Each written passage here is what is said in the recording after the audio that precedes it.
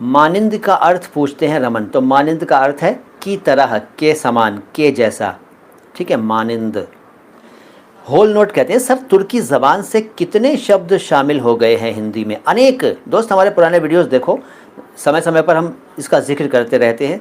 हिंदी ज़बान में संस्कृत के तो शब्द हैं ही, उर्दू के भी शब्द हैं। अब उर्दू में तो शब्द ही सारे फ़ारसी, तुर्की और अरबी और संस्कृत और दूसरी ज़बानों के आए हुए हैं।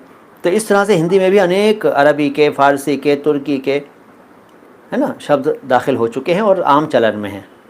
इस कदर घुले मिले हैं कि लोग समझते ही नहीं कि वो हिंदी के नहीं है बल्कि फ़ारसी, तुर्की या अरबी के हैं। खिदमत खल्क़ का हिंदी पर्यायवाची जनसेवा।